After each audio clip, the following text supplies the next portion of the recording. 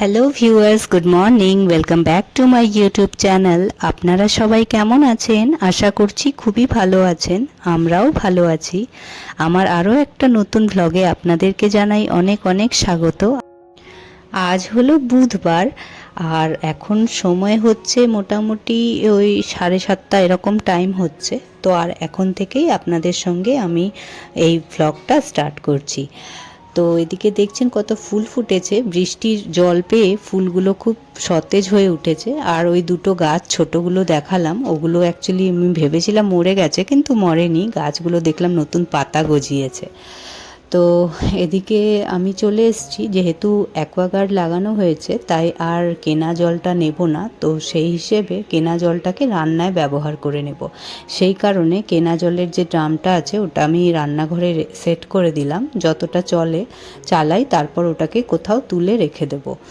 আর ভাবলাম আজকে এই ডাইনিং টেবিলের যে ক্লথটা আছে ওটাকে আমি চেঞ্জ করে দিই, আর যেটা তুলে রাখছি সেটাকে ধুয়ে দেব ভালো করে, আর নতুন একটা এর মধ্যে সেট করে দেব।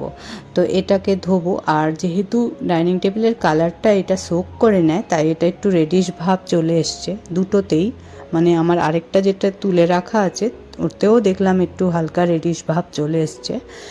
তো প্রথমে এটাকে আমি ভালো করে মুছে নিচ্ছি। টেবিলটা না মুছলে মানে এর ভেতরে যে কোনো নোংরা ঠোংরা থাকলে সেটা থেকে যাবে, সেই কারণে এটা মুছে হালকা একটু শুকনো করার সময় দিয়েছি। তারপর এই ইয়েটাও পেতে দিলাম, নতুন একটা ক্লথ পেতে দিলাম। তো এবার টেবিল ক্লথটা পাতলাম, সেটাকেও ভালো করে মুছে নেওয়া হচ্ছে। আর এরপর যেই জিনিসগুলো রাখা ছিল সেগুলোকে আবার সেট করে দিচ্ছি, আবার সুন্দর করে গুছিয়ে রেখে দিচ্ছি। এই যে বাসনগুলো রাখছি এগুলো অ্যাকচুয়ালি আজকের রান্না করা খাবার। তো সেগুলো আমার হাজব্যান্ড খেয়ে বেরিয়ে গেছে, টিফিনও নিয়ে গেছে। তো আমি এখন এগুলো রাখছি, দুপুরবেলা আমি খাবো আর মেয়েও খাবে। এখন জয়দিদি চলে এসেছে, মানে ওই 8:30 মতন সময় হচ্ছে। তো ভাবলাম যে হাতে যখন সময় আছে তো একটু রান্নাঘরটা গুছিয়ে নিই। তো যেটা দেখছেন দুটো র্যাক মতন বানানো আছে, তো সেগুলো না বাসন এলোমেলো হয়েছিল। এত কন্টেনার হয়ে গেছে যে এদিক ওদিক সব রাখা ছিল। তো আমি ভাবলাম একটা দিন সময় নিয়ে এই কন্টেনারগুলোকে গোছাবো, ভালো করে রেখে দেব। কারণ প্রচুর মানুষ কোথাও যাই, ধরুন দিদির বাড়ি যাই, তো সেখান থেকে কন্টেনারে কিছু খাবার পাঠিয়ে দেয়, সেটা আমার এখানে চলে আসে।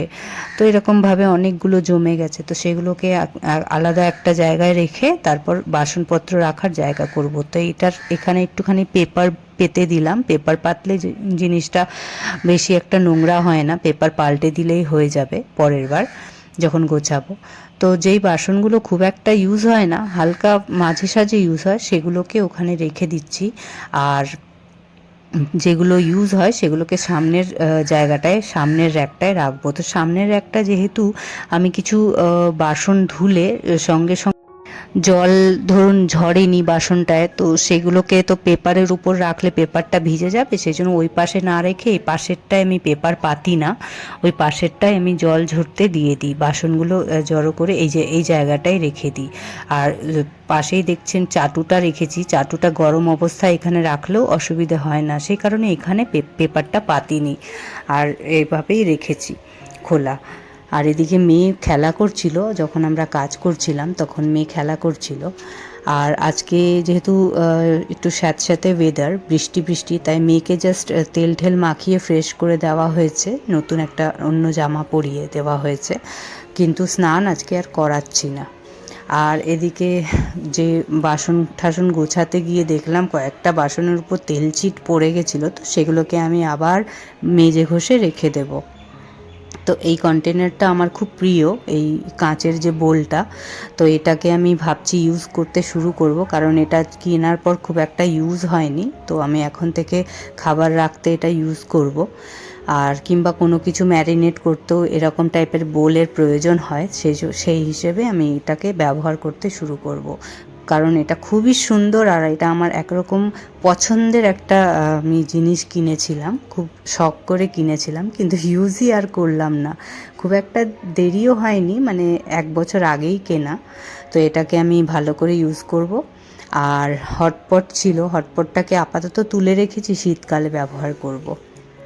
আর এদিকে কয়েকটা যে কাপড়গুলো ব্যবহার করলাম এখন মোছামুছির কাজে, সেগুলোকে একটু সার্ফ আর গরম জল দিয়ে ধুয়ে দিচ্ছি। তো জলটা যেহেতু অনেক গরম, তাই কিছুক্ষণ এটাকে ভিজিয়ে রাখবো, পরে এসে কাচবো।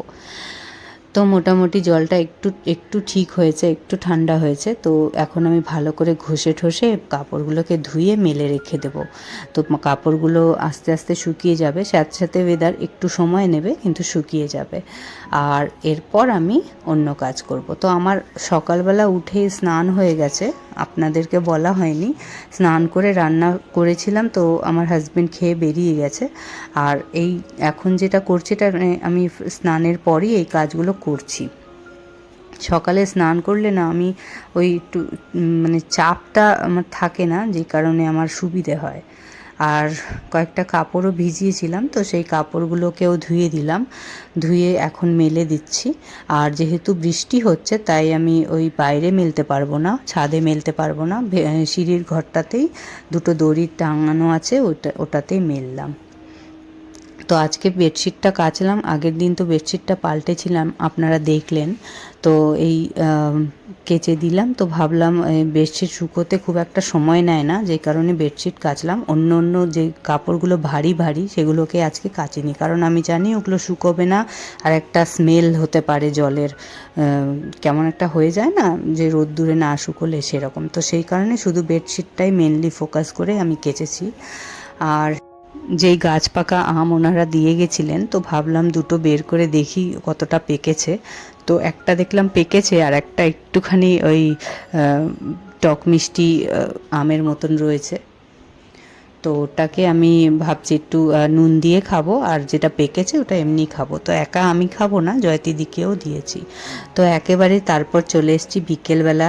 তো বিকেলবেলা টি ব্রেকের সময় চা করলাম, করে চা খেয়ে নিচ্ছি। আর জয়দিদি তো আপনাদেরকে আগেও বলেছি যে ঠান্ডা করে চা খায়, সেই জন্য জয়দিদির চাটা রাখা রয়েছে, একটু ঠান্ডা হলে খেয়ে নেবে। আর এই যে বাসনটা দেখছেন, মানে এই বালতিটা, এটায় তো আমি আগে জল এনে রাখতাম, তুলে রাখতাম, টাইম কলের জল, যেটা দিয়ে রান্না করতাম। তো আমার হাজবেন্ড বলল এখন আর জল তোলার ঝামেলা করো না, অ্যাকোয়াগার্ডের জলই রান্নায় ব্যবহার করো। তো আমারও সুবিধে হয়েছে। তো এই বালতিটা এখন এই মুহূর্তে তো আর সেই কাজে লাগছে না, যে কারণে ভাবলাম বালতিটাকে মেজে ঘষে তুলে রাখি, কোনো মাসকাবারির জিনিসপত্র যদি আসে, তাহলে এক্সট্রা কোনো কন্টেনার লাগলে এই বালতিটায় আমি জিনিসগুলো রাখতে পারবো। কারণ আমার একটা তো অলরেডি রয়েছে কন্টেনার বড়, যেটায় আমি মাসের মালগুলো রাখি, কিন্তু আরও একটা প্রয়োজন হচ্ছিল। তো ভাবলাম এটাকেই কাজে লাগিয়ে নেব। তো আপাতত ধুয়ে শুকিয়ে তারপর এটাকে আমি রেখে দেবো ভালো একটা জায়গায়। আর জল তোলার আর ব্যাপার নেই। এই যে সিঁড়ি দিয়ে উঠে জল নিয়ে মানে আসাটা খুবই একটা চাপের কাজ ছিল, যেটা আমি এখন একটুখানি রিলিফ ফিল করছি। অ্যাকোয়াগার্ডটা যেহেতু এসছে, অনেকটাই সুবিধে হলো। আর এদিকে দেখছেন অ্যাকোয়াগার্ডটাকে মুছে ভালো করে একটা কাপড় দিয়ে আপাতত ঢাকা দিয়ে রাখবো, কারণ উপর দিয়ে তেল চিট হতে পারে, তো সেইটা যাতে না হয়, তাই এটাকে সুন্দর করে মুছে একটা কাপড় দিয়ে উপর দিয়ে ঢাকা দিয়ে রাখছি। আর যখন কিনবো অ্যাকোয়াগার্ডের কভার, তখন কভারটা লাগানো যাবে। আপাতত এটা এভাবেই চলুক। আর এদিকে মেয়ে তো খেলা করে, আর খেলা করার সময় যে কাগজপত্র ছিঁড়ে ছিঁড়ে এদিক ওদিক ফেলে, তো দেখলাম কতগুলো ছোট ছোট কাগজ ছিঁড়ে ছিঁড়ে ফেলে রেখেছে। তো আমি বললাম, শোন আমাকে হেল্প করো, খেলনাগুলো আমাকে একটুখানি দাও, রাখো এটার মধ্যে বাস্কেটটায়। তো ও একটু রাখছে খেলনাগুলো, আর কাগজগুলো দেখুন কত বেরিয়েছে, ও সব কুটুর কুটুর করে কাটে আর ছিঁড়ে ছিঁড়ে ফেলে রেখেছে। তো ওগুলোকে ঝাড় দেবো। আর যেহেতু এখন সন্ধ্যের সময়, তাই এখন সন্ধ্যের আগে কিছুক্ষণ আগে ঝাড় দিয়ে নিচ্ছি ঘরটা। আর জয়তিদি একটু ওয়াশরুমে গেছে, জয়তিদি এলে তখন আমার মেয়েকে সামলাবে, আর আমি আবার আমার অফিসের কাজে বসে পড়ব। তো এখনকার এই ডিউটি আমার শুধু ঘর ঝাড় দেওয়াটাই পড়ে আছে, তো সেটা করে নিচ্ছি। আর মাঝখানে আজকে দুপুরবেলা কোনো ভিডিও শ্যুট করিনি, যে কারণে দুপুরবেলার আর কোনো ভিডিও দেখাতে পারলাম না আপনাদেরকে। সকালের পর সোজা বিকেলের টি ব্রেকের সময় যেটুকু কাজ থাকে সেগুলোই আপনাদেরকে দেখাচ্ছি। তো আজকে আমার ইচ্ছা আছে একটু আলুর পরোটা করার। তো হাজব্যান্ডকে ফোন করেছিলাম যে তুমি কি আজকে আলুর পরোটা খাবে, যেহেতু ওয়েদারটা ঠান্ডা ঠান্ডা আছে। তো ভাবলাম একটু আলুর পরোটা খাওয়া যাক, অনেক দিন খাইনি। তো হাজব্যান্ডকে ফোন করলাম, তো এক পায়ে রাজি, বলছে হ্যাঁ অবশ্যই খাবো, এত টেস্টি জিনিস কেউ ছাড়ে। তো ওই জন্য আমার এখন মাথায় চলছে যে রাতে কি হবে, কি রান্না হবে। তো আলুর পরোটাই করব। তো আলুর পরোটা করলে আমি সস দিয়ে ওটা খাই, তো সেটাই করব। তো এদিকে পুতুলগুলো মেয়ে যেহেতু খেলা করে সারাদিন ধরে, তো এদিক ওদিক এলোমেলো হয়ে থাকে, একটা খাটে, একটা খাটের তলায়, একটা মাটিতে গড়াগড়ি খায়। তো সেগুলোকে ভালো করে গুছিয়ে রাখছি, যেখানে পুতুলগুলো থাকে সেখানেই রেখে দিচ্ছি। আর দেখতে পাচ্ছেন কয়েকটা জামা কাপড়, নাইটি, আমার মেয়ের কয়েকটা কাপড়, সেগুলো মেলে রেখেছি ঘরে। আমি এই ঘরে এই কারণেই মেলেছি, কারণ আজকে তো রোদ পাচ্ছে না, আর সিঁড়ির ঘরটায় হাওয়া নেই, যে কারণে কাপড়গুলো জল ঝরে যায় কিন্তু শুকোয় না সেইভাবে, খুব একটা শুকোয় না, মানে একদিন সময় লেগে যায়। তো ভাবলাম পাখার তলায় থাকলে একটু শুকোবে, সেই জন্য আমি এগুলোর উপরে দিয়ে রেখেছি যাতে একটু শুকিয়ে যায় হাওয়াতে। আর যেহেতু বড় ঘরেই পাখা চলছে, তাই বড় ঘরটাতেই রাখলাম। আর এদিকে দেখছেন আলুর পরোটার প্রিপারেশান শুরু হয়ে গেছে। তো এই হ্যান্ড গ্রেটারে আমি একটুখানি গ্রেট করে নিচ্ছি, এই যে আদা, রসুন আর পেঁয়াজ, এগুলোকে ভালো করে কুচিয়ে নিলাম। কাঁচা লঙ্কাও ছিল, যেহেতু আলুর পরোটা একটু ঝাল ঝাল ভালো লাগে, তাই কাঁচা লঙ্কাটা একটু বেশি পরিমাণেই দিলাম। আর আলুটাকেও ম্যাশ করে নিচ্ছি। তো আমি মেনলি পেঁয়াজ কুচি ওভাবে কাঁচা অবস্থায় আলুর সাথে মাখি না, আমি একটু ফ্রাই করে নিই।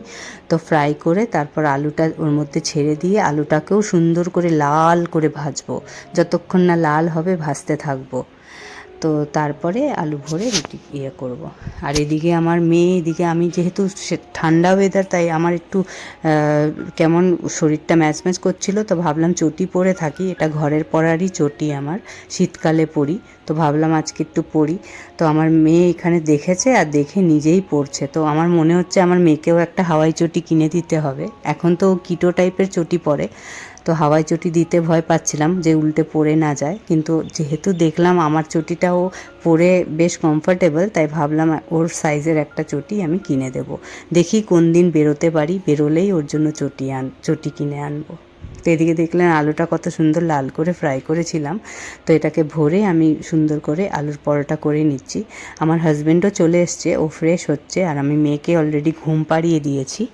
তো মেয়েও ঘুমোচ্ছে, তো এরই মধ্যে আমার রান্না হয়ে যাবে, আর আমি আমার হাজব্যান্ড খেয়ে তারপর আমরাও শুয়ে পড়ব। তো নাইট রুটিনটা যেরকম ফলো হয় সেরকমভাবেই ফলো করব। তো আজকের ভ্লগটা আমি এই অবধিই রাখছি বন্ধুরা। আজকে প্রচুর কাজ করেছি, অফিসেরও চাপ ছিল, ঘরেরও অনেক কাজ করেছি, আর রান্নাঘরটাও গোছালাম সুন্দর করে। আমার হাজব্যান্ড এসেই বললো, ওয়াও কি সুন্দর লাগছে রান্নাঘরটা, এরকম বলছিল এসেই। তো আবার দেখা হবে নেক্সট ব্লগে, ভালো থাকবেন।